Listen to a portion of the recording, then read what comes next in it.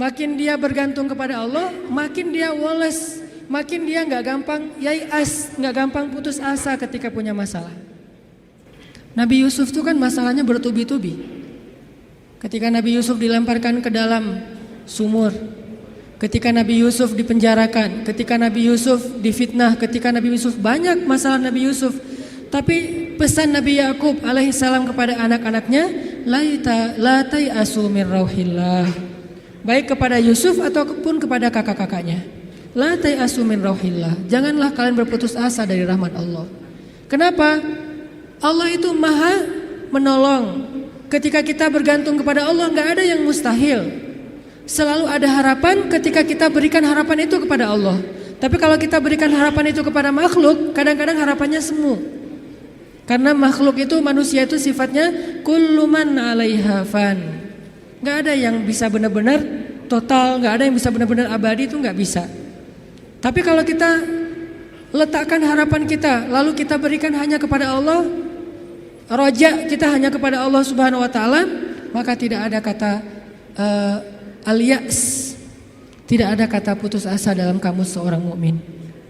Laisa min akhlaqil mu'min al-ya's. Putus asa itu bukanlah sifat atau akhlaknya orang yang beriman kepada Allah. Sehingga kenapa bunuh diri itu menjadi dosa besar dalam Islam?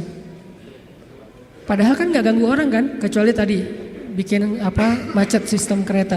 Itu juga nggak parah-parah banget lah, nggak sampai gara-gara kita bunuh diri orang akhirnya jadi misalnya celaka gitu, nggak, jarang lah. Apalagi bunuh dirinya sendiri, gantung diri. Kan bunuh diri itu nggak ganggu orang lain. Kenapa dianggap dosa besar? Karena bunuh diri ini sama aja dia tidak mengakui kebesaran Allah Subhanahu wa taala. Dia tidak berpegang lagi kepada Allah. Dia putus asa dari rahmat Allah Subhanahu wa taala. Padahal Allah selalu mengatakan la tai'asu. Jangan putus asa, aku kasih nih, aku kasih. Tapi dia bilang enggak akan dikasih. Berarti dia kufur kepada Allah Subhanahu wa taala dan merugikan dirinya sendiri. Ketika mentalnya kayak gini, walaupun akhlaknya baik, tapi dia tidak punya daya tahan menghadapi masalah, maka dia akan selalu mengakhiri masalahnya dengan cara bunuh diri. Dalam Islam kasus bunuh diri bisa dibilang hampir nggak ada kalau dalam sejarah Nabi dan para sahabat. Satu-satunya ada kasus bunuh diri itu bunuh diri dalam peperangan ada. Dia lagi dibacok, lagi bertempur terus dibacok sama musuh, banyak luka, nggak tahan dengan rasa sakit, kena kayak tombak gitu di perutnya, karena nggak kuat dengan rasa sakit. Dia tekan lagi tubuhnya ke tombak itu supaya cepat mati. Lalu ketika dia sudah meninggal, orang-orang mengatakan dia itu pemberani, dia itu syahid, dia itu hebat. Kata Nabi tidak, dia di dalam neraka. Lalu para sahabat bertanya, kenapa ya Rasul kok dia masuk neraka? Padahal kita tahu dia meninggalnya dalam fi sabilillah. Kata Nabi karena dia nggak bersabar terhadap ujian dari Allah Subhanahu wa taala. Sakit, ya udah daripada saya nggak kuat nahan sakit, mending sekalian mati nih. Itulah al-ya's. Dan itu tidak ada dalam kamus orang yang yakin kepada Allah, beriman dan bergantung kepada Allah SWT. Jadi kalau kita mau belajar kepada orang Jepang, ada yang kita bisa belajar banget, yaitu moralnya, kedisiplinannya, kebersihannya. Tapi tetap ada satu hal yang fatal yang mereka tidak punya, yaitu Tuhan. Mereka nggak percaya kepada Tuhan. Kalaupun ada agama, kata teman-teman di sana, lahirnya sebagai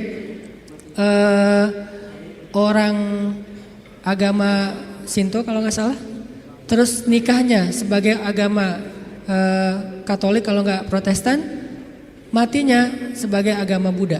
Jadi gonta-ganti itu. Kenapa gonta-ganti? Karena buat mereka agama itu hanya sekedar culture. Mereka tidak menyebut Islam sebagai agama Islam, tapi budaya Islam.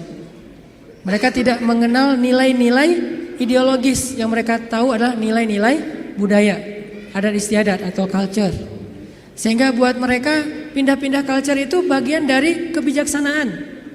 Kayak kita misalnya, saya nih orang Aceh, ketika saya berada di Sunda, di mana bumi dipijak, di situ langit dijunjung. Itu kan wise kan?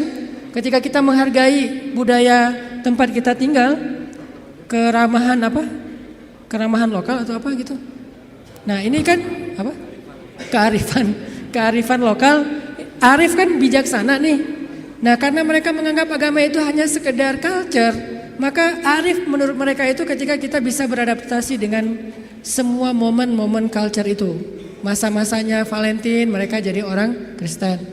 Masa-masanya hari tertentu misalnya hari besar Cina misalnya mereka jadi orang Buddha. Masa-masa tertentu mereka jadi orang Shinto dan segala macam. Yang nggak ada menjadi orang Muslim. Jadi karena nggak bisa dimix nih, satu-satunya yang nggak bisa dimix menurut mereka cuma culture Islam. Yang lain bisa dimix, culture Islam nggak bisa dimix sama mereka sehingga nggak bersentuhan langsung. Ini artinya mereka melihat semua itu hanya sekedar moralitas.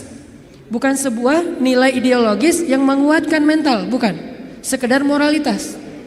Culture Islam moralitas, culture yang agama-agama lain yang kita sebut itu moralitas, termasuk culture Jepang itu adalah moralitas. Tapi mentalnya lemah, sehingga ketika mereka punya masalah di dalam dirinya, mereka nggak punya pertahanan sama sekali. Sedangkan kita melihat ad-din, melihat Islam adalah sebuah nilai yang membangun mentalitas kita.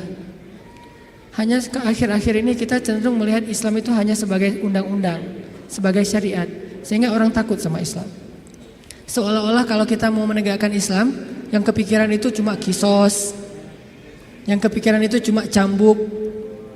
Padahal Nabi menerapkan itu juga akhir-akhir setelah mentalitasnya udah mantep nih. Setelah pemahaman agamanya udah komprehensif, setelah diedukasi, baru kemudian penutupnya adalah menyempurnakan keadilan dengan cara menegakkan hukum. Kalau ada orang yang bilang misalnya, ngapain sih Tuhan katanya pengasih tapi kok menciptakan neraka? Sebetulnya jawabannya logis banget dan sederhana kan? Karena tanpa ada surga neraka tidak ada keadilan. Kemana larinya orang-orang yang berbuat jahat dan zalim kalau tidak ada neraka? Maka kalau semuanya masuk surga, yang zalim sama yang terzalimi, lalu di mana keadilan? Kalau gitu kita mending jadi orang jahat aja, toh masuk surga juga kan? Mending kita ambil aja hak orang lain, toh nanti di akhirat juga tetap masuk surga. Kalau gitu di mana ada keadilan? Keadilan Allah itu justru menciptakan surga dan neraka. Cuman pintu surga lebih banyak daripada pintu neraka. Dan Allah selalu memberikan peluang untuk selamat dari api neraka dengan cara mengampuni dosa. Allah Maha Adil. Allah gak mengatakan kalau udah cap neraka udah gak akan lagi berubah. Enggak. Kalau kamu buat dosa sekali gak akan diampuni, pasti masuk neraka. Enggak. Disitulah Maha Rahman. Selain Allah adil, Allah juga Rahim, Rahman, Rauf, apalagi banyak sifat-sifat Halim. Allah menciptakan keadilan dengan adanya surga, adanya neraka. Tetapi Allah selain adil, Allah juga Maha Pengasih. Dengan apa? Kalau ada yang berbuat dosa, gak langsung dihukum sama Allah. Kita sering buat dosa, emangnya langsung dihukum? Enggak.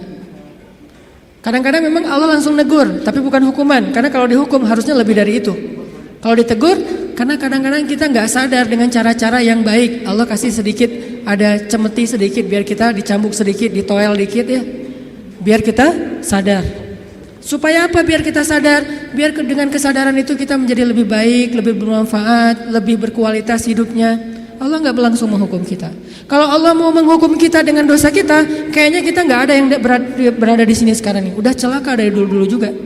Sekali kita minum, sekali kita narkoba, sekali kita berzina, sekali kita membunuh, sekali kita mengambil hak orang lain, udah langsung celaka.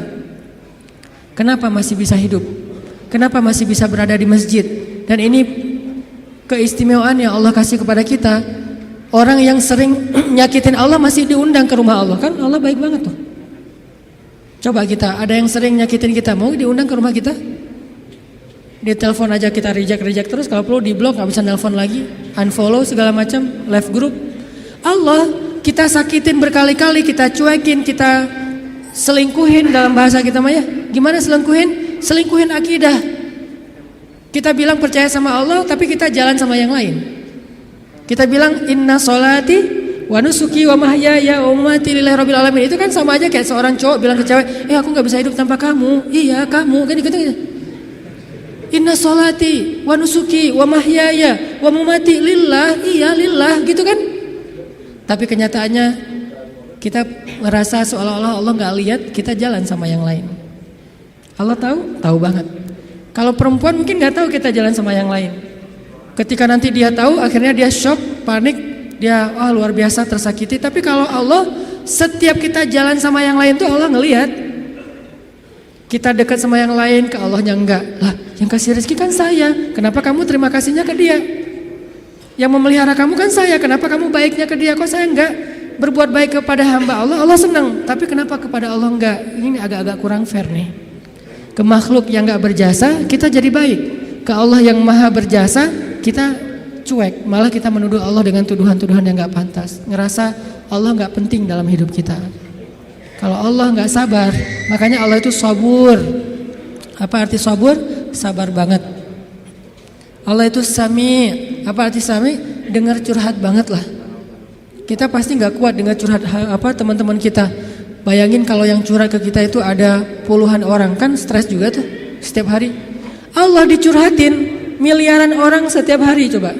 Bukan miliaran orang, miliaran makhluk, semuanya curhat kepada Allah. Yas'aluhu man fis samawati wal ard. Semua yang ada di langit dan di bumi curhat kepada Allah. Tapi Allah mendengar semua curhat mereka seolah-olah mereka itu cuma satu orang doang gitu. Dan baru pertama kali curhat, akhirnya Allah mendengarnya tuh sami'un. Betah banget ngedengerin curhatnya. Betah banget Allah dengar curhat kita, gak pernah. Kan kamu udah kemarin curhat, giliran atau dengan yang lain? Enggak kan? Kita berdoa setiap hari, kan udah kemarin giliran. Soalnya yang berdoa itu banyak loh. Kita di DM aja, di japri aja kadang-kadang bete juga nih kalau udah dijawab sekali terus nanya lagi karena banyak banget yang bertanya. Kan agak capek tuh makhluk. Makanya kita gak disebut sami'un, tapi kita sami'un. Allah sami'un, kita sami'un. Apa bedanya? Kalau sami'un senang mendengar, tapi tetap ada batasnya. Kalau sami'un pendengar banget, betah banget ngedengerin, gak ada batasnya. Gak pernah Allah capek mendengar curhat kita. Lagian kadang-kadang kita yang dicurhatin ke Allah itu masalahnya itu juga belum selesai. Allah gak pernah bilang belum selesai juga masalah yang kemarin. Gak pernah Allah ngomong gitu. Kayak berlarut-larut kamu teh masalah gak beres-beres. Allah gak pernah ngomong kayak gitu kan. Tetap aja hambaku ada apa, Allah mendengar. Dan bukan cuma mendengar, Allah yang ngedatangin kita ke langit dunia setiap sepertiga malam. Terus Allah bertanya, hal min dhi hajah, ada nggak di antara hambaku yang butuh sesuatu? Sini. Hal min taib, adakah di antara hambaku yang pengen taubat? Sini aku terima taubatnya. Hal min mustaghfir, adakah di antara hambaku yang pengen minta ampun? Sini aku ampuni dosanya. Allah datangin kita, Allah nawarin jasa kepada kita, masih kita bilang juga Allah nggak berjasa dalam hidup kita. Masih kita bilang kita nggak butuh Allah Subhanahu Wa Taala. Fa bi ayyi ala'i rabbikuma tukadziban. Jadi teman-teman, ada orang kadang dalam kehidupan kita itu berjasa banget sampai kita nggak bisa ngelupain dia. Salah satunya dalam hidup saya misalnya yang paling berjasa itu ibu nomor satu pastinya ya. Kedua istri. Orangnya ada soalnya di sini. Ibu, istri. Kalau selain keluarga, oke, itu keluarga. Selain keluarga, siapa yang paling berjasa? Dalam hidup saya itu salah satu yang cukup banyak ngebantu saya itu adalah salah satunya nih. Ada saudara saya, Ustadz Muhtarom namanya, dosen Unpad, tinggal di Antapani. Beliau yang pertama banget nampung saya ketika saya baru hijrah ke Bandung. Ketika saya nggak tahu tinggal di mana, nggak punya rumah kontrakan, ngontrak juga nggak bisa. Beliau nampung saya tinggal di rumah beliau beberapa lama di Antapani. Beliau kenalin saya dengan ibu-ibu Masjid Salim. Nih dari Mesir nih, mau nggak dengerin ceramahnya? Enak loh, padahal saya juga masih bingung ceramahnya gimana ya. Nggak pernah ceramah, sekali-kali ceramah yang kebalik kan Allah Shallallahu Alaihi Wasallam, Rasulullah Subhanahu Wa Taala. Sekali-kalinya ceramah kebalik saking nervousnya. Disuruh ceramah sama Ustadz Muhtaram, ini ceramah. Akhirnya ibu-ibu ngundang-undang saya awal-awal dikenalin di Bandung. Berjasa banget, sehingga kalau misalnya beliau miss call, nggak keangkat sama saya, langsung saya telepon balik. Kalau beliau SMS, langsung saya read, langsung typing, langsung bales. Kenapa? Karena saya merasa beliau berjasa dalam hidup saya. Adakah yang lebih berjasa dalam hidup kita daripada Allah Subhanahu Wa Taala? Toh beliau juga hamba Allah. Allah yang mengirim beliau untuk saya. Allah yang mengirim ibunda untuk saya. Allah yang mengirim istri saya untuk saya. Kalau Allah nggak kirim istri saya buat saya, nggak mungkin saya bisa nikah sama dia. Kan saya sering cerita, saya bukan tipe dia banget. 4 pantangan pada diri dia tuh ada di saya. Ya Allah, jangan itu, jangan itu, jangan itu, jangan itu ada di saya semuanya. Coba kalau Allah nggak membolak-balikan hati dia, mana mungkin saya nikah sama dia kan? Kayak mustahil gitu, karena bukan tipe dia banget. Ya Allah, jangan yang orang Sumatera, jangan brewokan, jangan yang dop. Udah dop, brewokan pula. Jangan anak pesantren, karena mungkin beda kebiasaannya, terlalu soleh kali menurut dia gitu ya. 4-4-nya ada pada diri saya, terutama yang dop dan Sumatera nih. Orang Sumatera kuliah di Mesir, dan Mesir mah Sumateranya Arab. Arab itu kayak kita, ada Sundanya, ada Jawanya, ada Betawinya, ada Sumateranya. Mesir itu Sumateranya Arab. Di Mesir tuh nggak ada cerita kita nungguin bus di halte tuh nggak ada. Yang ada ngejar bus. Bus tuh nggak pernah berhenti untuk ngangkut penumpang, nggak ada tuh. Bus ngelihat kita lagi nungguin malah dia iseng, makin dicepetin. Akhirnya kita kejar, wah, koboi banget lah kehidupan di Mesir mah. Dia cuma berhenti kalau yang nungguin itu ibu-ibu. Kenapa? Karena ibu-ibu di Mesir itu raja. Nggak ada yang berani sama ibu-ibu. Bener-bener queen tuh kalau ibu-ibu teh. Di Mesir ibu-ibu belanja nih ya. Mang, apa bahasa Arabnya? Gitulah pokoknya. Mang, itu saya pengen ikan gitu ya. Oh iya. Pas diambil ternyata ikannya matanya agak-agak merah gitu. Mungkin agak-agak lama di freezer. Akhirnya bilang, ini kenapa nih ikan matanya merah? Begadang ya? Nggak jadi deh, malah saya mau ikan yang suka begadang, cari yang lain. Ganti lagi yang lain. Udang aja, baunya nggak enak, ganti lagi. Berkali-kali gonta-ganti. Itu yang dagang ikan itu nggak boleh marah. Kenapa? Yang ngomong seorang perempuan. Dan di Mesir itu perempuan sangat dihormati. Nggak boleh berdebat dengan perempuan, aib. Debat dengan cewek itu aib. Kalau dimarahin cewek itu aib. Mending kita menghindar aja deh. Kalau kita naik bus, duduk nih, ibu-ibu naik harus berdiri. Kalau nggak berdiri itu dianggap aib, satu bus semuanya aib. Kalian laki-laki atau apa kalian teh? Ada perempuan masuk ke bus, kalian pada duduk cuek itu, malu-maluin kalau di Mesir. Sehingga kalau ada ibu-ibu naik ke dalam bus nih, cowok-cowok semuanya berdiri siap. Silakan pilih kursi yang mana aja. Ibu-ibu boleh memilih. Kalau di kita kan laki-laki memilih, enggak, salah. Ini ibu-ibu yang memilih, saya mau yang di situ. Kenapa? Cowoknya ganteng. Dia milih tuh. Terserah dia mau duduk di mana. Cuma dua, ibu-ibu sama ulama. Kalau ada ulama Al-Azhar, karena ulama Al-Azhar, dosen-dosen saya di Al-Azhar itu nggak punya mobil pribadi. Mereka hidupnya sederhana.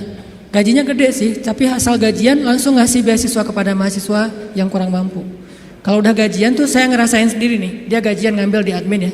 Karena dulu nggak ada transferan. Mesir itu agak-agak terlalu ya gitulah, manual ya, nggak ada transfer. Satu-satunya komputer di ruang admin tuh dipakai main kartu. Karena dia nggak ngerti sistem komputerisasi akun kayak gitu tuh, akuntan tuh nggak ngerti dia tuh. Tahu satu-satunya komputer dipakai main kartu. Pas kita lagi ngantri, Om kita lagi ngantri nih, ntar tunggu dulu nih, dikit lagi nih belum beres nih, gitu coba. Tapi menghargai banget kepada orang tua, ulama, ibu-ibu. Nah, ada dosen saya ngambil gajinya kurang lebih sekitar 2.000 pound. 1 pound itu dulu sekitar 3.000 rupiah, lumayan lah ya, hampir 10 juta gajinya. Dia ngambil gaji sekitar 10 juta, langsung datangin mahasiswa yang kita lagi nongkrong di depan kelas, di depan kampus, datangin, ya abnai, manggilnya lembut, anak-anak, kata dosen teh. Kalian udah beli buku kuliah belum? Kita senyum-senyum. Padahal udah, tapi senyum-senyum aja. Mau bilang udah, jujur. Mau bilang enggak boleh dusta ya. Senyum-senyum aja. Oh ya udah nih, beli buku. Alhamdulillah. Akhirnya kita beli buku, cuman bukan buku kuliah, buku tambahan gitu, kayak buku sejarah, buku apa. Alhamdulillah. Dia ngasih dari 10 juta, 5 juta itu buat anak-anak. Dan itu kebiasaan di sana tuh dosen-dosennya. Makanya karena hidupnya kayak gitu, sederhana, nggak punya kendaraan. Dosen kalau mau ke kampus bareng dengan kita pagi-pagi tuh naik bus. Cuman kalau kita ngejar, kalau bus supirnya nggak berani disuruh dosen Al-Azhar ngejar bus kan nggak mungkin ya. Kalau ngelihat itu ada penampilan dosen, langsung busnya berhenti. Begitu dosennya naik, langsung jalan tuh, nggak peduli kita lagi di tangga kek, di apa, nggak peduli deh. Kan dosen dulu yang naik nih. Prof silakan. Dosennya naik, baru dosennya di atas, kita harusnya bergelantungan tuh, bus langsung jalan tuh. Sampai ada beberapa mahasiswa Malaysia karena nggak terbiasa mungkin. Mereka kan biasanya naik taksi nih, karena beasiswa dari kerajaannya gede. Kalau kita kan beasiswanya dari Al-Azhar. Mesir itu negara miskin, tapi ngasih beasiswa puluhan ribu mahasiswa asing. Negaranya miskin, tapi bisa ngasih beasiswa, luar biasa. Nah Malaysia nggak dikasih. Negara yang tidak dikasih beasiswa di Asia itu Malaysia dan Brunei, karena dianggap udah sejahtera. Akhirnya mereka terbiasa naik taksi nih. Begitu mahasiswa Malaysia sekali naik bus, nggak terbiasa naik bus ala-ala Mesir gitu, turunnya membelakangi arah jalannya bus. Kebayang kan? Gelundung gitu kan? Kita mahasiswa Indonesia ketawa-ketawa aja, wah lucu. Kalau kita kan udah biasa kobo ya, kejar bus, terus turunnya sambil lari. Kadang-kadang kalau bawa barang itu barangnya dilempar dulu ke dalam bus langsung dikejar naik gitu. Udah biasalah kayak gitu-gitu di Mesir. Tadi cerita apa tadi teh? Hubungannya? Ya gitulah, nggak ada hubungannya. Pokoknya balik lagi ke tema ya. Intinya ketahanan hati kita itu ketika kita dekat kepada Allah Subhanahu wa taala. Jadi nggak ada ceritanya dalam kamu seorang mukmin ada masalah, baper, udah gitu bunuh diri, nggak ada. Tergantung tawakal kita kepada Allah. Coba rasain ketika kita lagi ngerasa enak nih hubungannya sama Allah, sama ketika kita lagi jauh dari Allah, terus dua-duanya dikasih masalah, mana yang lebih nyaman buat kita? Kalau kita pas lagi dapat masalah, pas lagi dekat sama Allah, itu akan bertahan banget. Saya pernah ngerasain itu. Saya karena kan sering ditolak ya ceritanya ya, curhatlah dikit lah ya. Kalau ditolaknya lagi jauh dari Allah, itu baper. Tawaf Sungai Nil kan, mau loncat, aduh dalam takut ada apa kuda Nil gitu, nggak loncat, buat apa lagi hidup kalau kayak gini ya. Kenapa kayak gitu? Lemah gara-gara jauh dari Allah. Kalau ditolak pas lagi dekat sama Allah, nggak apa-apa. Yang penting jangan ditolak sama Allah kan gitu. Ditolak, ya Allah pasti engkau mau ganti yang lebih keren ya. Husnuzon kan, aku tergantung prasangka hambaku. Ya udah bertahan. Orang makin dekat sama Allah makin tough, makin bisa survive dalam menghadapi masalah. Makin tuh. Kenapa? Karena survive seseorang dalam menghadapi masalah itu bukan soal dia punya uang atau enggak, dia punya teman atau enggak, dia sehat apa enggak. Soal mentalnya, hatinya kuat enggak menghadapi masalah. Baru dia bisa tough dan survive. Ada orang yang secara fasilitas hidup udah nyaman, kenapa masih bunuh diri? Termasuk tadi tuh di Jepang itu kan jaminan sosial tinggi banget ya, luar biasa ya. Sampai ada teman saya, bukan hanya berlaku untuk warga Jepang, untuk warga asing yang kerja di Jepang tetap dapat jaminan sosial karena pajaknya tinggi. Ada teman saya yang ngelahirin, setelah dia nikah hamil lahir, itu anak biaya ngelahirinnya ditanggung pemerintah, terus ibunya boleh cuti selama 6 bulan, tapi tetap dapat gaji full setiap bulan. Cuti 6 bulan, gaji fullnya setiap bulan, ditambah lagi dengan bonus karena udah punya anak. Dikasih bonus, jadi punya anak dikasih bonus. Makanya di sana tuh kayaknya orang menikah itu semangat ya, nggak pengen istiqomah jomblo lah ya. Karena jomblo nggak ada bonus di sana. Begitu nikah dapat bonus, begitu punya anak dapat bonus. Tapi ada batasannya, anak nggak boleh banyak-banyak juga. Makin nambah anak, makin nambah pajak.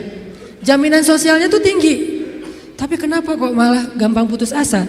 Padahal secara fasilitas hidup sudah tercukupi, mental. Mungkin secara etika keren lah, pokoknya ngacung jempol pokoknya. Tapi kalau mentalnya lemah, kosong, ada yang gersang di dalam hatinya karena tidak diisi dengan kata Allah di dalam hati mereka. Di satu sisi kita perlu belajar kepada mereka, di sisi yang lain mereka perlu belajar kepada mukmin. Salah satunya mukmin di Indonesia. Ketika kita jauh dari Allah, mulai naik tingkat kriminal, mulai naik tingkat bunuh diri, mulai banyak orang yang putus asa, mulai banyak orang yang mengeluh, terjadilah krisis sosial. Itu ketika jauh dari Allah. Sejak kapan dalam persepsi kita miskin itu masalah? Di zaman Nabi miskin itu bukan masalah. Masalah itu fakir, bukan miskin. Di zaman Nabi malah berdoa jadi pengen jadi orang miskin. Ya Allah, hidupkan saya sebagai orang miskin, matikan saya sebagai orang miskin, bangkitkan saya bersama orang miskin. Nabi itu cuma bilang hampir-hampir kefakiran itu menyebabkan orang kufur. Itu teks hadisnya, kadal fakru ayyakuna kufran, bukan miskin jadi kufur. Nggak ada teks kayak gitu. Terjemahan kita yang keliru. Orang miskin itu dekat dengan kekufuran. Nggak ada teks hadis kayak gitu. Yang ada fakir dekat dengan kekufuran. Terus apa bedanya miskin dengan fakir? Miskin itu kurang harta, kalau fakir itu kurang syukur. Makanya Nabi dalam konteks miskin malah berdoa pengen jadi orang miskin supaya hisabnya gampang. Tapi kalau dalam konteks fakir, Nabi malah bertauz, Allahumma inni a'udzubika minal fakri. Ya Allah, aku berlindung kepadamu dari kefakiran. Maksud kefakiran di dalam doa Nabi itu bukan kurang harta, tapi kurang syukur, kurang qanaah dengan apa yang diberikan Allah Subhanahu wa taala. Mental. Makanya salah satu misi Allah menurunkan Islam, mengutus Nabi Muhammad SAW itu adalah membangun mentalitas manusia yang kita sebut dengan mukmin muslim. Mentalnya yang dibangun, sehingga dengan mental itu lahirlah kebaikan-kebaikan yang sifatnya moral, kebaikan yang sifatnya akhlak, kebaikan yang sifatnya ritual, ibadah. Tapi semuanya berawal dari mental, termasuk sabar mental. Yang menyebabkan seseorang gak gampang panik mentalnya, dan mental itu tergantung keyakinan dia kepada Allah Subhanahu Wa Taala. Masih ingat kisah Nabi ditodong senjata? Nabi lagi di rest area, lagi duduk. Cuman waktu itu nggak ada yang jual tahu Sumedang ya. Lagi duduk nih di rest area, istirahat sebentar lah, perjalanannya cukup macet. Ada kren jatuh di kilometer berapa kemarin teh. Istirahat. Lagi duduk di rest area, jauh dari para sahabat. Biasanya Nabi duduknya itu di antara para sahabat. Kali ini beliau pengen menyendiri. Kenapa pengen menyendiri? Mungkin beliau nggak enak mau nolak sahabat yang curhat. Gak enak menolak sahabat yang ajak ngobrol. Karena sahabat juga kan kalau dekat Nabi curhat, ngobrol panjang lebar, minta selfie segala macam kan.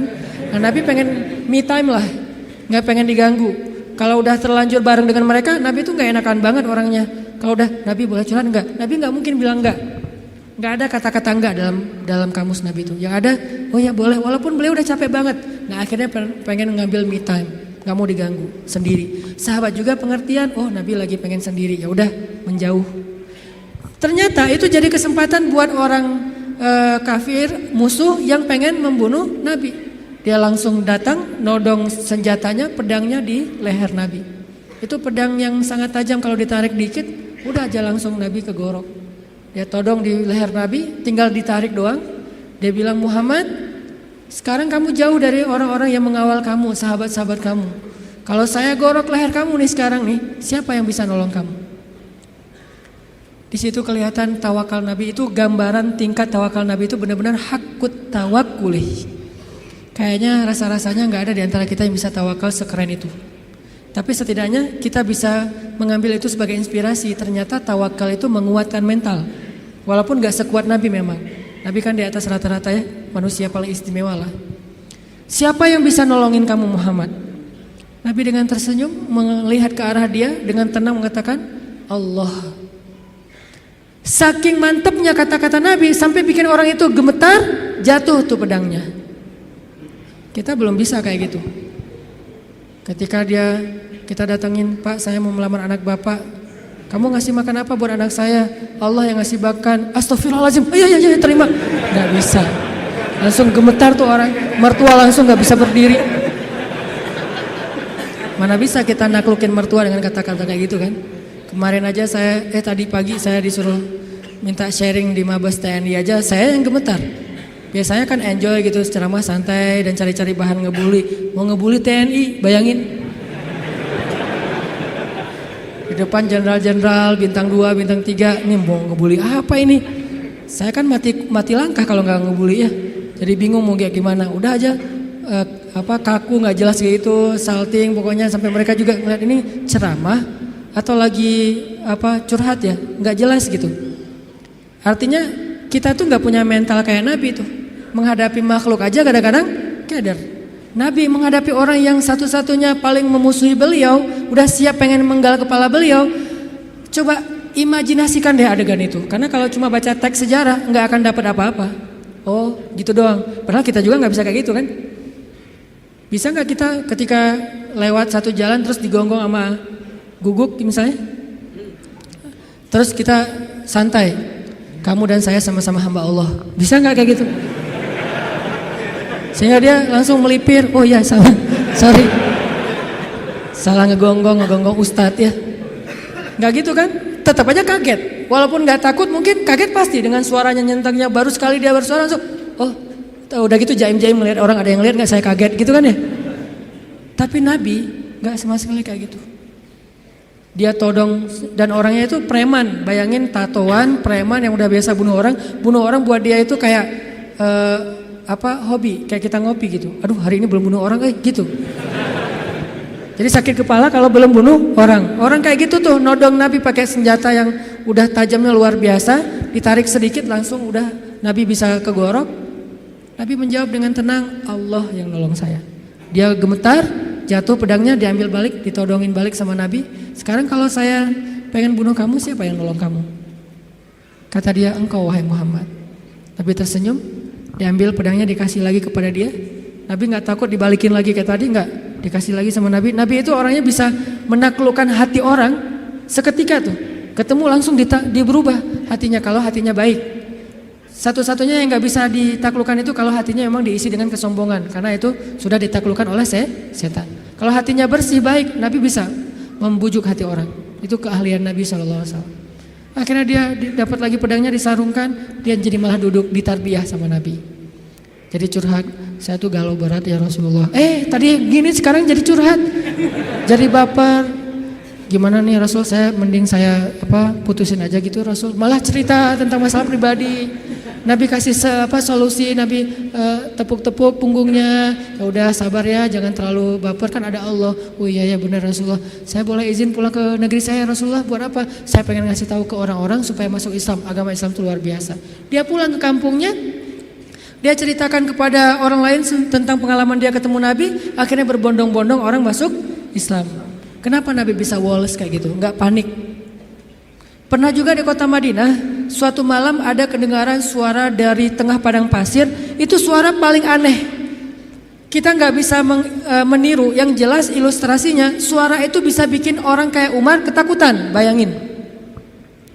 Suara yang bisa bikin orang kayak Umar, kan kita tahu keberanian Umar. Setan aja takut sama Umar kan? Tapi Umar kali ini takut dengan suara itu, coba. Umar lewat jalan misalnya nih depan Pusdai lewat nih, udah steril, setan gak bakalan lewat jalan situ. Langsung di dalam Google Map setan itu merah. Jangan ngambil jalan itu, kenapa? Udah merah, lewatin sama Umar. Jadi udah forbidden buat setan. Tapi Umar pada malam itu ketika mendengar suara di tengah padang pasir, ketakutan. Sehingga ketika semua penduduk Madinah mendengar suara yang luar biasa, seperti suara makhluk yang lagi marah-marah nih. Suara setan kalau menurut ulama, walaupun Nabi gak nyebut kayak gitu. Suara setan yang lagi ngamuk-ngamuk, bayangin. Orang aja ngamuk kan kelihatan ya. Apalagi setan ngamuk, bayangin. Setan ngamuk, bukan jin, setan. Arti setan tuh jin yang paling premannya jin lah. Tuh jagarnya jin ngamuk. Diobrak-abrik semuanya sama dia. Lagi ngamuk nih setan, suaranya luar biasa kayak yang pernah sempat viral di YouTube ya. Gak tahu itu suara apa di dalam perut bumi, terdengar di beberapa penjuru dunia. Entah benar, entah editan, saya gak ngerti lah. Yang jelas suara kayak gitu tuh pernah terdengar di zaman Nabi. Dan lebih ngeri lagi tuh. Ada yang ngamuk luar biasa. Terus para sahabat berkumpul di Masjid Nabawi. Bayangin, sahabat malam-malam itu keluar dari rumah mereka, pengen cari tahu suara apa, tapi gak ada yang berani keluar sendiri. Akhirnya ngumpul di depan masjid. Udah ngumpul depan masjid, mereka cari Nabi. Kan rumah Nabi di sebelah masjid. Rasulullah mana? Rasulullah mana? Umar. Terus sekelas Sa'ad bin Abi Waqqas, Abu Ubaidah bin Jarrah yang udah gak takut mati sama sekali. Orang-orang yang pemberani lah. Tapi ngumpulnya di depan masjid karena gak berani keluar sendiri ke tengah padang pasir gara-gara saking seremnya tuh suara. Udah ngumpul, cari-cari Nabi, tiba-tiba mereka ngelihat sosok seorang laki-laki datang dari tengah kegelapan padang pasir. Dia pegang pedang di atas pundaknya, gak pakai baju, cuma pakai celana, badannya bagus. Kalau kita gak pakai baju malu-maluin ya, Nabi gak pakai baju, keren lah. Gak pakai baju, cuma pakai celana, badannya bagus, terus pakai pedang gitu kan bener-bener kayak cerita gladiator atau siapalah Hollywood gitu kan. Naik kuda tuh gagah sendiri dari tengah kegelapan padang pasir sendiri datang.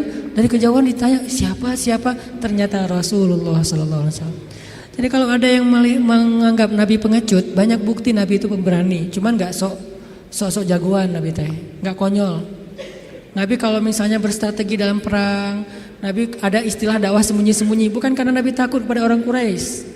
Karena kalau Nabi dakwahnya belak-belakan, nggak pakai strategi, terus beliau dibantu oleh Allah dengan mujizat, maka kita nggak bisa niru strategi dakwah Nabi, soalnya kita nggak punya mujizat. Nabi mencontohkan yang paling mudah ditiru, bukan yang paling mudah untuk beliau. Kalau mau, Nabi bisa berdakwah itu nggak butuh Abu Bakar, nggak butuh Khadijah, sendiri aja. Kalau ada Abu Jahal nantang beliau, beliau tinggal bilang ya Allah hancurkan nih orang, langsung mati itu mendadak. Mudah banget buat Nabi. Toh bulan aja dibelah sama Nabi dengan seizin Allah kan. Ketika ditantang Muhammad, kalau kamu emang Nabi coba lo belah tuh bulan. Kalau saya bisa membelah bulan, apakah kalian beriman? Ya, kita lihat aja nanti. Posting dulu pokoknya. Akhirnya Nabi Bismillah ya Allahu Akbar, kebelah bulan, benar-benar kebelah dua. Mereka bilang Muhammad telah menyihir mata kita. Kata Nabi Muhammad, kalau kalian merasa mata kalian yang tersihir, ini hanya halusinasi, coba kita tanya kepada musafir yang sebentar lagi datang dari tengah padang pasir. Apakah mereka melihat malam ini bulan terbelah? Kan gak mungkin saya menyihir orang yang jauh. Ternyata datanglah musafir dari tengah padang pasir lewat kota Mekah, karena Mekah ini salah satu transit juga. Orang-orang langsung berkumpul nanya, apakah kalian melihat kejanggalan di langit malam ini? Ya, kejanggalan apa? Bulan terbelah.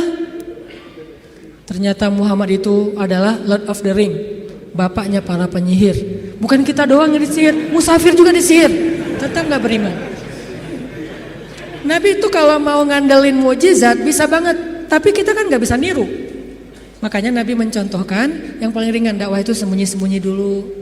Jangan terlalu vulgar. Supaya apa? Supaya umatnya gak celaka dengan mengambil langkah-langkah yang sembrono. Nabi itu paling pemberani, cuman gak pamer. Kalian semuanya apa-apaan? Gua paling pemberani. Gak pernah Nabi gitu. Umar, Ali, ketika ada yang nantang kaum muslimin, padahal Nabi itu kalau mau duel sama dia bisa banget. Tapi kan buat apa yang kayak gitu-gitu? Kan ada tuh Amru bin siapa gitu yang orang kafir tuh, jagoan berpedang dalam perang Khandak, nantang. Hal min mubariz, ada enggak cowok-cowok pemberani di sini yang mau duel sama saya? Diam semuanya, bayangin Umar diam. Umar takut enggak? Tapi emang orang itu terkenal sih. Nih yang lagi nantang ini terkenal Umar. Aduh, Amru kan agak mikir nih. Ternyata siapa yang berdiri? Ali masih muda, umur 20-an tahun lah. Ya Rasulullah izinkan saya. Nabi itu kalau mau, Ali emang lo doang yang berani, gue juga berani sebetulnya. Enggak, Nabi mah gak kayak gitu, orangnya tawadu. Ali jangan, aku gak tega kalau terjadi apa-apa sama kamu. Akhirnya Ali duduk. Benar-benar gak ada laki-laki di antara kalian, kata Amru, dia manas-manasin tuh. Ya Rasulullah, mereka menghina kita ya Rasulullah, postingannya tuh gak enak banget ya Rasul. Izinkan saya Rasulullah untuk report tuh biar di blog sama Instagram.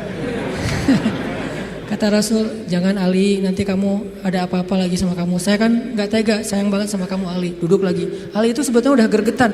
Rasul kok gak izinin sih, saya bisa tuh ngalahin tuh orang. Rasul gak percaya banget sih sama saya gitu-gitu. Sampai 3 kali, wah benar-benar kalian ini gak ada yang keren satupun, gak ada cowok sama sekali di antara kalian. Saya kecewa nih datang ke sini capek-capek, gak ada yang berani duel. Kata Amru. Akhirnya Ali, ya Rasulullah, izinkan saya demi Allah, biar Allah yang akan menunjukkan kebesarannya.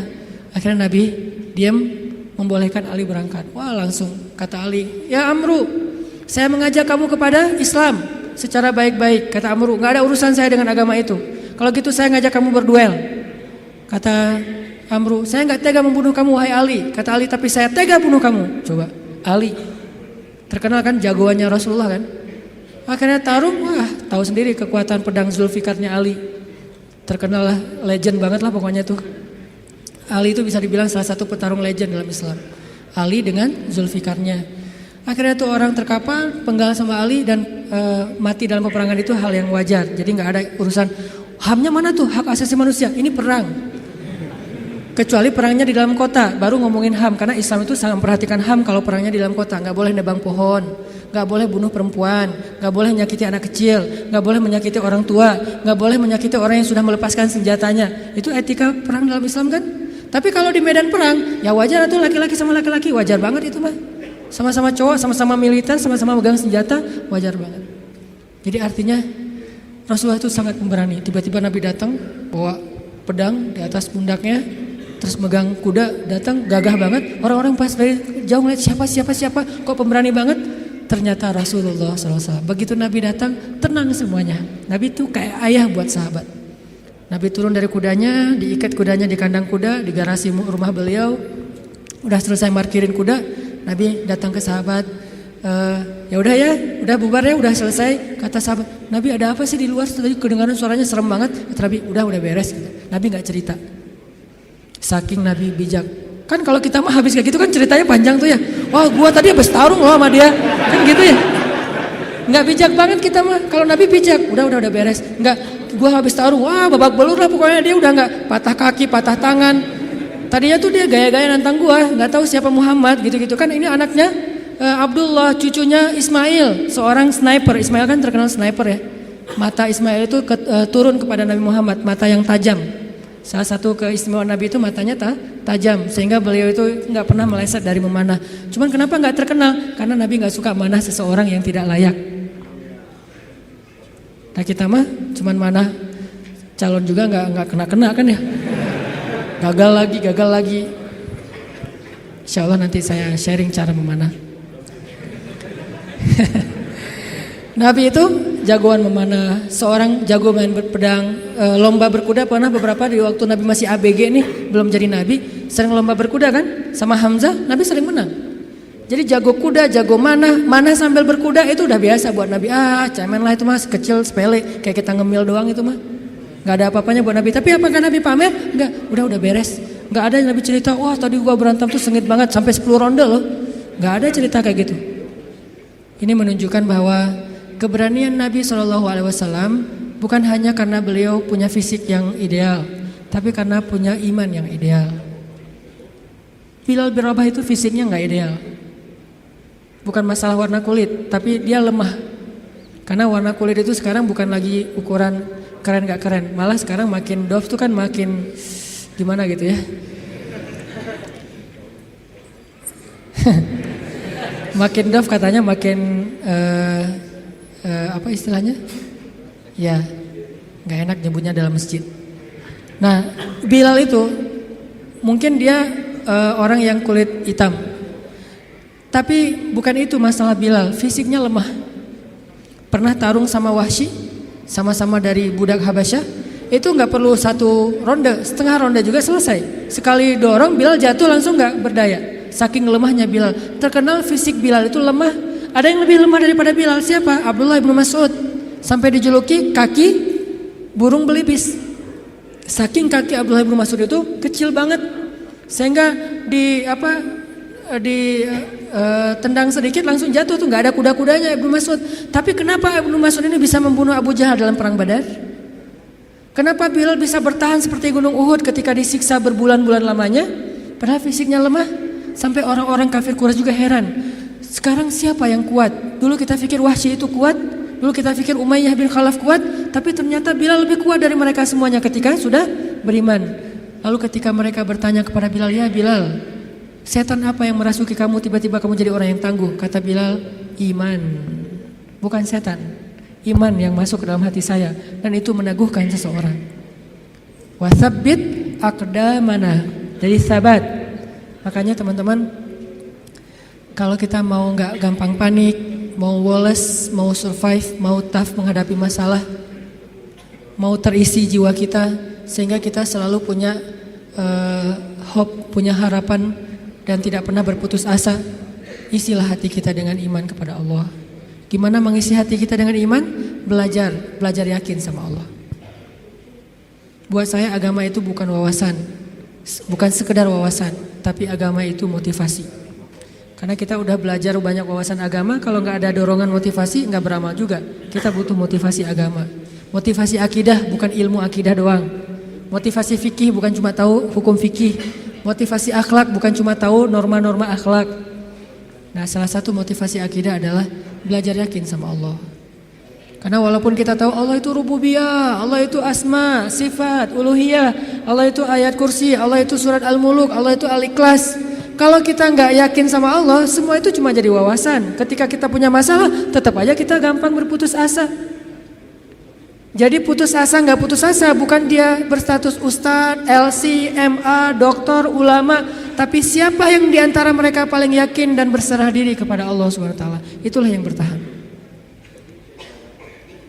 Nanti silakan baca di dalam Al-Quran kisah-kisah ketika para sahabat terjepit, ketika para sahabat dalam keadaan lemah, apa yang membuat mereka kuat? Hasbunallah, cukup bagi kami Allah. Dan kata-kata itu kalau di kita sekedar zikir, kalau di mereka iman. Kalau sekedar zikir nggak ngaruh buat mental kita, walaupun tetap berpahala pastinya kalau ikhlas. Tapi ke mental kita nggak ngaruh. Kita udah bilang hasbiallah. Kok saya masih galau Ustadz? Berarti belum jadi iman, belum jadi belief, belum jadi faith. Baru sekedar kata-kata dalam bentuk ritual zikir, baru jadi syair buat kita.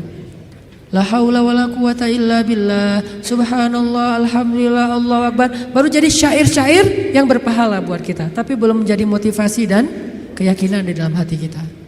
Belajar yakin. Jadi ilmu itu tempatnya di sini. Bukan di sini. Di sini mah bonus. Tapi kalau di sini banyak, di sini enggak ada, maka ilmu itu tidak berarti apa-apa di sisi Allah.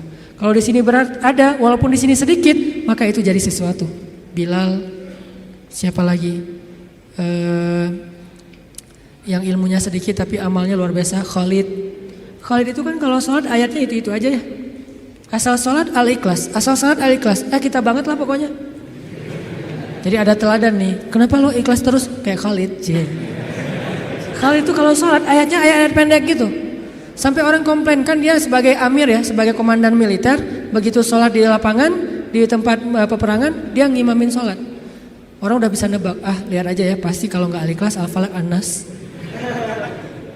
Kayak kita banget lah pokoknya, Al-Ikhlas, Al-Falaq, An-Nas. Dan itu udah otomatis, nggak sengaja lagi, udah kayak gitu, emang udah ngalir. Satu paket, sholat pasti itu. Sampai orang komplain, Khalid, kangen sekali-kali ganti ayat yang lain. Sekali-kali ayatnya yang panjang gitu, biar kita lebih semangat. Kata Khalid, maaf ya, hafalan saya cuma segitu-segitunya. Soalnya saya sibuk dengan tugas-tugas militer, jadi nggak sempat ngafal Quran. Kalau kita tugas militer enggak, hafal juga enggak ya.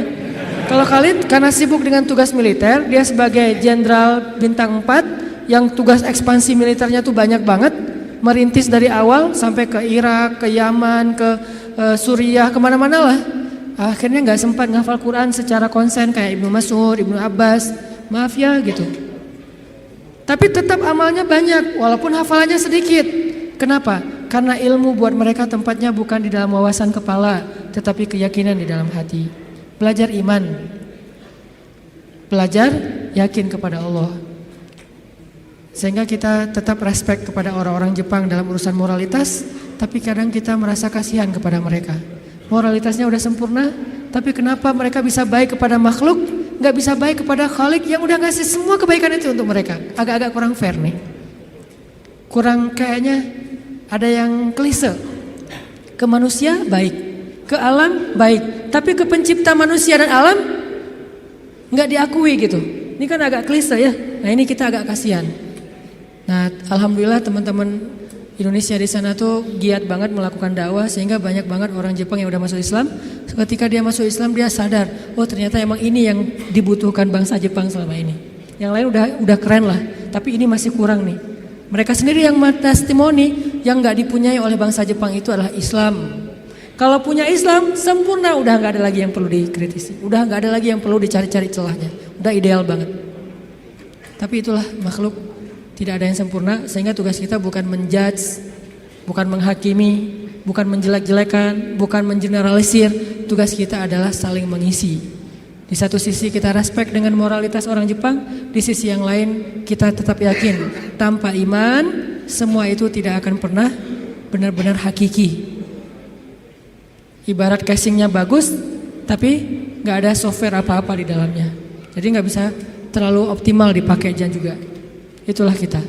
Mudah-mudahan kita belajar juga kepada bangsa-bangsa yang udah modern tapi mereka disiplin, walaupun mereka nggak tahu teks-teks agama, supaya nggak jadi bumerang buat agama kita, teman-teman.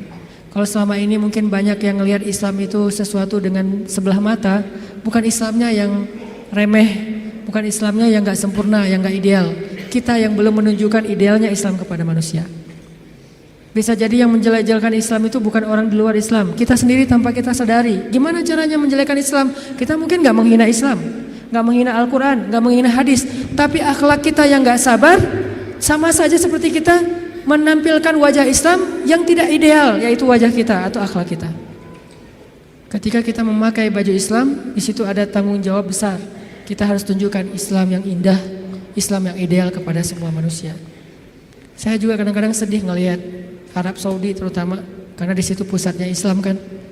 Ketika kita udah sering ke luar negeri, ke Jepang, ke Korea, ke Singapura, kemana-mana gitu yang teratur, pergi ke negeri pusatnya Islam, baru juga sampai di bandara, baru di imigrasi, itu kita udah kayak jomplang banget gitu.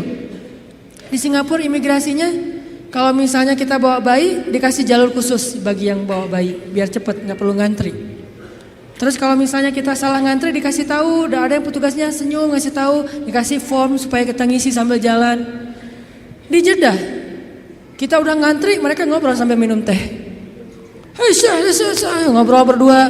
Ya kita ngantri nih. Kalau kita agak protes dikit, Pak, saya udah ngantri tadi, dia marah-marah kepada kita. Ini kasihan, bukan Islamnya ya. Orangnya yang tidak bisa menunjukkan betapa indahnya Islam. Nabi gak pernah nyontohin kayak gitu loh. Karena sifat Nabi itu rafah banget.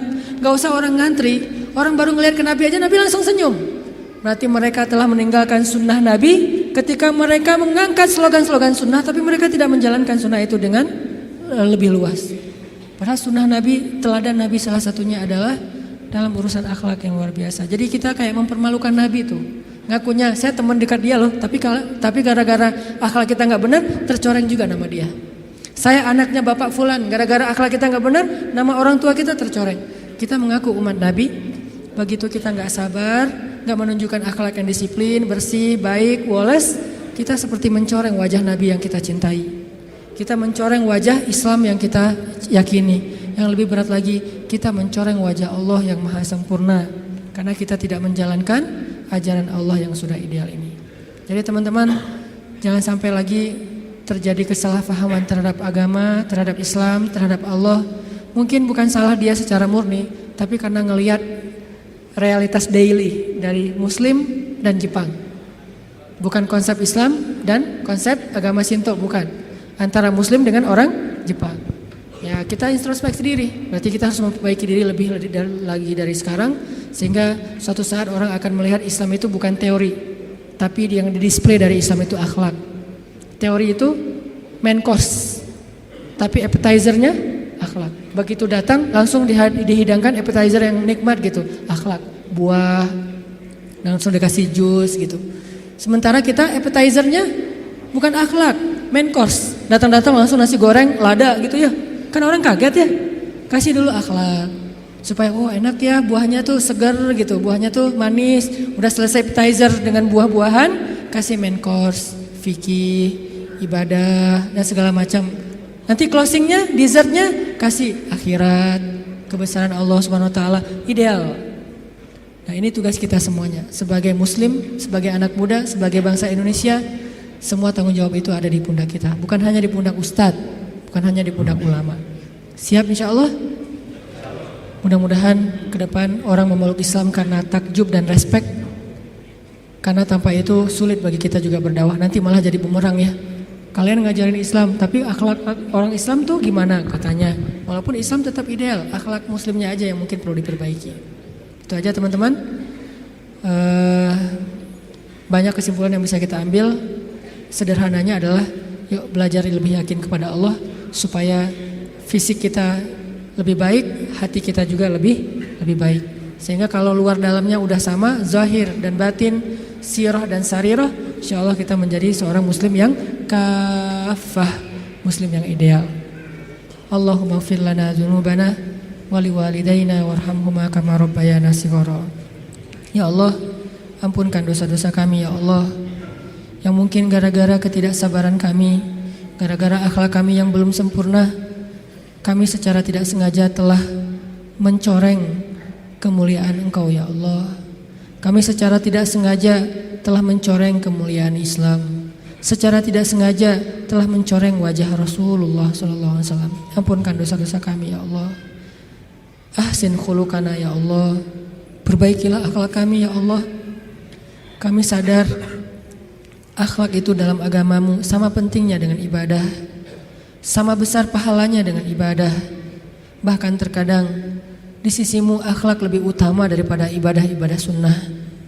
Ajarkan kami akhlak Nabi Muhammad SAW. Ajarkan kami akhlak yang elegan, akhlak yang ideal, akhlak yang rahmah, akhlak yang menjadi penyejuk bagi orang-orang di sekitar kami ya Allah. Ya Allah ya Rahman ya Rahim, kami tahu hanya agama Islam yang paling sempurna dan ideal. Ajarkan kepada kami keidealan Islam ya Allah. Jangan biarkan kami salah faham tentang agama kami ini ya Allah, sehingga kami mengambil sebagian tetapi mencampakkan sebagian yang lain. Kami mengambil sesuatu yang sebetulnya mungkin hanya untuk pribadi kami, tapi kami tampakkan kepada orang lain sehingga kami menjadi orang-orang yang memaksakan kehendak, sedangkan agama tidak mengajarkan hal itu kepada kami. Ya Allah, ajarkan kepada kami apa yang kami tidak mengerti. Ya Allah, perindah akhlak kami seperti Engkau memperindah fisik kami. Ya Allah, jadikanlah kehadiran kami di antara manusia sebagai kebaikan.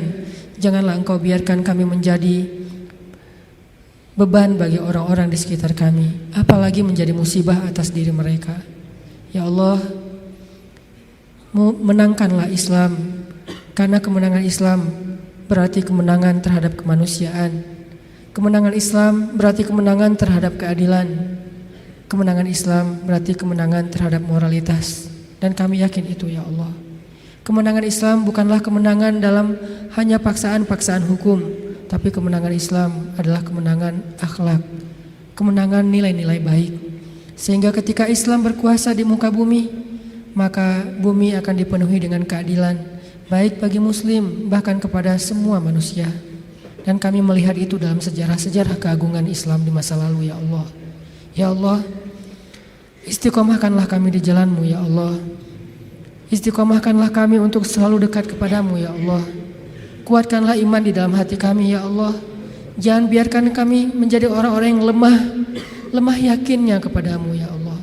Sehingga ketika iman kami lemah kepadamu, semuanya akan bermasalah, semuanya akan jadi musibah. Kami akan gampang berputus asa. Ajarkan kami imannya Rasulullah SAW. Ajarkan kami imannya Umar bin Khattab, imannya Abu Bakar As-Siddiq, imannya Khadijah, imannya Aisyah, imannya para sahabat-sahabat yang mulia, baik muhajirin maupun ansor. Ya Allah, damaikanlah bangsa kami ya Allah. Hindarkanlah kami dari perdebatan-perdebatan yang hanya menambah permusuhan di antara kami. Ajarkan kami perdebatan yang elegan, perdebatan yang ilmiah, perdebatan yang dipenuhi dengan rasa saling menghargai antara satu dengan yang lain. Jauhkan kami dari permusuhan dan perpecahan belah ya Allah. Jauhkan kami kaum muslimin dari saling menuduh kesalahan atas saudara-saudara kami, dari saling menuduh kesesatan atas saudara-saudara kami. Ajarkan kami untuk bersatu hati, sebagaimana Engkau mempersatukan hati antara kaum Aus dengan kaum Khazraj, antara muhajirin dengan ansor. Sebagaimana Engkau mengikat hati antara ashabul kahfi, sebagaimana Engkau mempersatukan hati antara saudara-saudara Yusuf anak Yakub alaihissalam.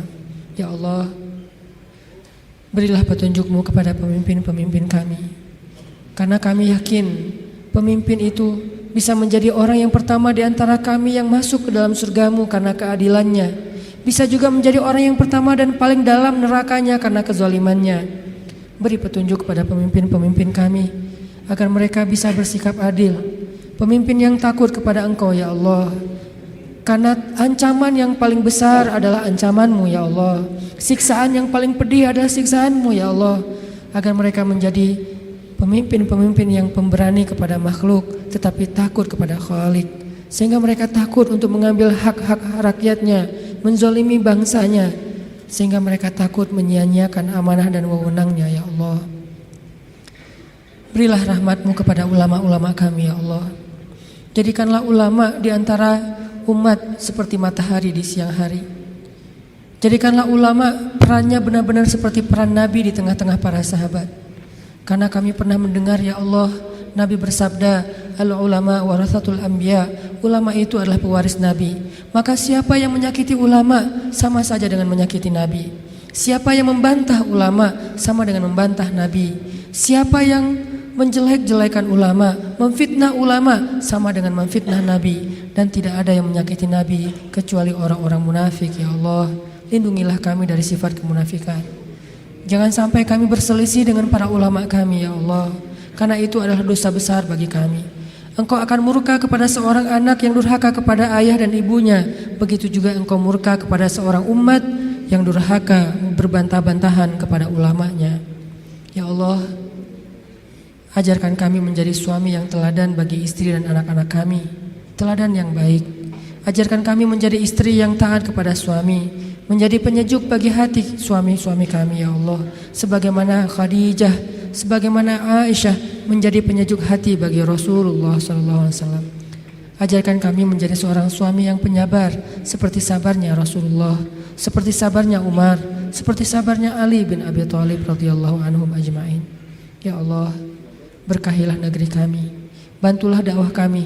Sungguh tidaklah kami berdakwah kecuali karena kami cinta kepada agama ini, karena kami cinta kepada negeri ini, karena kami ingin memberikan karya-karya yang positif, membangun negeri dan menjalankan agama yang Engkau amanahkan kepada kami. Ya Allah, bantu kami dalam dakwah kami. Ya Allah, bujuklah hati-hati pemuda Islam di Indonesia agar kami sama-sama berhijrah dan belajar agama lebih baik, agar kami memperbaiki akhlak kami, agar kami lebih dekat dengan rumah-rumah-Mu. Ya Allah, ya Allah, ya Rabbana, beri kami kebaikan di dunia dan kebaikan di akhirat. Lindungilah kami dari azab api neraka. Rabbana atina fid dunya hasanah wa fil akhirati hasanah wa qina adzabannar. Subhanakallahumma wa bihamdika asyhadu an la ilaha illa anta astaghfiruka wa atubu ilaik. Assalamualaikum warahmatullahi wabarakatuh.